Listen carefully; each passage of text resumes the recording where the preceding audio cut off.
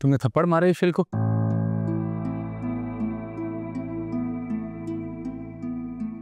मैं तुमसे कुछ पूछ रहा हूँ आयजा, तुमने मारा ईशिल को? असद वो मुझे पता ही नहीं चला कि कब ये सब हो गया। वो अजीब अजीब नेगेटिव थॉट्स आ रहे थे तो मेरा हाथ उठ गया। मुझे लग रहा था कि सब मुझे कमरे से निकालने की कोशिश कर रहे हैं।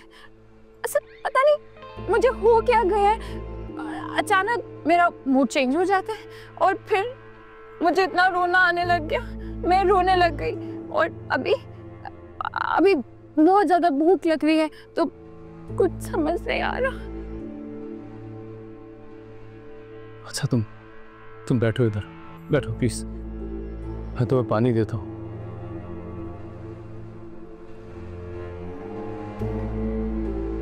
ये लो पानी पियो।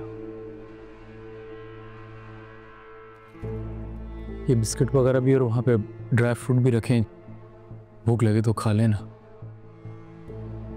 ये तो नहीं पता सर कि दिल क्या चाह रहा है, कभी कुछ कभी कुछ। मैं समझ सकता हूँ तुम्हारी कंडीशन आयजा। आप तो समझ गए, ईशल और आशिर तो नहीं समझेंगे ना। क्या सोच रहा होगा आशिर, मैंने उसकी बेबी को थप्पड़ ही मार दिया। क्या किया मैंने? मैं माफी मांगने जाती हूँ। आयजा तुम बैठो यहाँ पे, मैं समझाऊंगा आशिर और ईशल को। मुझे पूरा यकीन है समझ जाएंगे, समझदार है वो। मुझे बहुत टेंशन हो रही है। आयजा संभालो खुद को, तबीयत खराब हो जाएगी तुम्हारी। बहुत फिक्र हो रही है सर।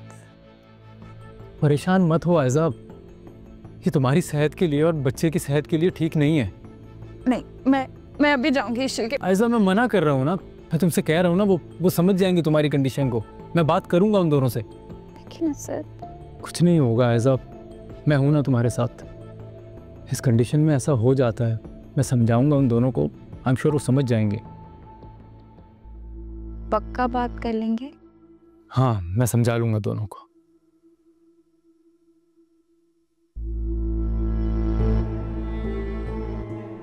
सर में बहुत दर्द हो रहा है, मुझे लग रहा है मेरा बीपी हाई हो गया।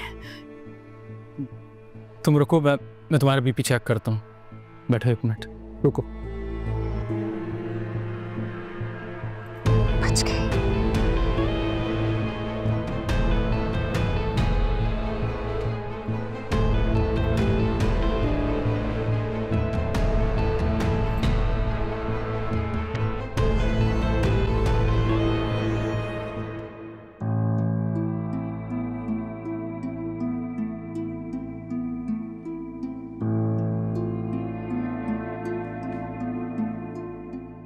तुम तो भाभी का कमरा शिफ्ट करवाने गई थी ना, हो गया शिफ्ट? नहीं क्या? मेरी हिम्मत नहीं हुई रोहन। क्या हो गया तुम्हारी हिम्मत को? बुखार तो नहीं है? सर में दर्द है क्या? तबीयत की वजह से नहीं रोहन, आज़ाद ने ईशल भाभी को थप्पड़ मारा है। क्या? इसलिए मेरी हिम्मत ही नहीं हुई कि मैं उनके कमरे की किसी भी चीज को हाथ लगाऊं। ऐसा भाभी ने ईशल भाभी को थप्पड़ मार दिया? हाँ, वो ईशल भाभी तो रोते हुए निकल गई, लेकिन आशिर भाई ने देख लिया। तो बहुत गलत हुआ है नाया, ऐसा भाभी को ऐसा नहीं करना चाहिए था। ईशल भाभी को जो थप्पड़ मारते मुझे घर से ही ना निकालते रोहन। ऐसे कैसे निकाल देंगी तुम्हें मेरे होते हुए? अब तो यकीन आ गया ना तुम्हें कि मैं सच कह रही थी। हाँ साहब भी खुद तो आज़ादी से जी रही है, लेकिन हम सबको अपने इशारों पे चला रही है।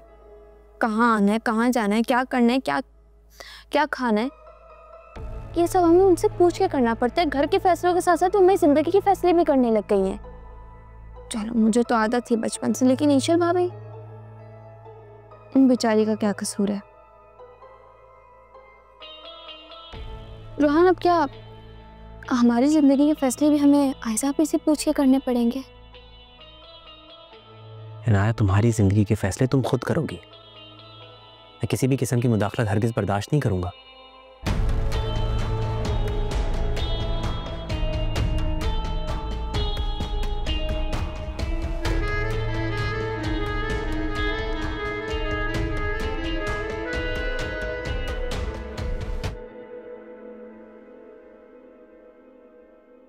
हाँ लेकिन ईशा, आसिफ प्लीज मुझे सब अकेला छोड़ दो। आई एम रियली सॉरी, मैंने ये सब तुम क्यों सॉरी कह रहे हो? क्योंकि इंसिस्ट भी तो मैंने किया था ना, और भाभी ने तुम्हें थप्पड़ मारकर बहुत बुरा किया है। अच्छा, तुम क्या करोगे? तुम जो कहोगी वो करूंगा। हर बार तुम्हारी बीवी की इंसल्ट होती है, कभी भाभी के हाथों, कभी भाई के हाथों, और हर बार माफी मैं मांगती हूँ। ईश्वर, तुम्हारा कोई कसूर। आज कसूर इसलिए नहीं है आशिफ क्योंकि आज तुमने अपनी आंखों से देखा है। तुम मुझे एक बात बताओ, तुम्हारे नजदीक आज माफी किसे मांगनी चाहिए? या फिर थप्पड़ खाने के बावजूद भी माफी मैं ही मांगूंगी? क्योंकि इस घर में तो बड़ों का दस्तूर है, छोटों ने तो सिर्फ इज्जत करनी है। उनकी अपनी इज्जत हो या ना हो वो एक अलग बात है।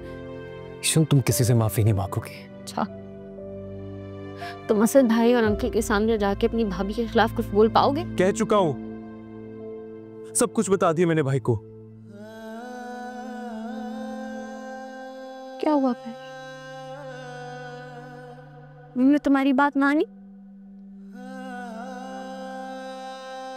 हुए वो अपनी बीवी से नाराज, उस तरह जिस तरह तुम होते हो?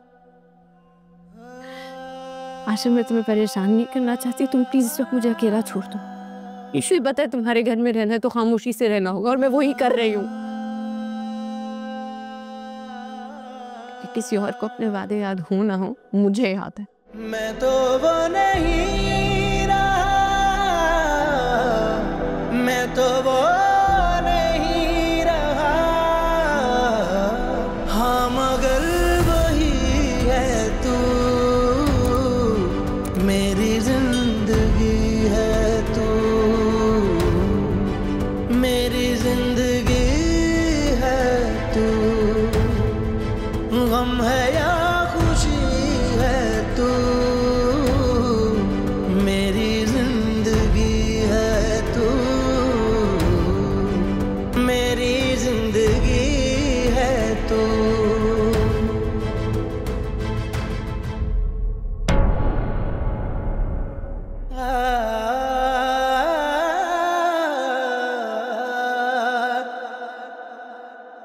गम है या खुशी है तू, मेरी जिंदगी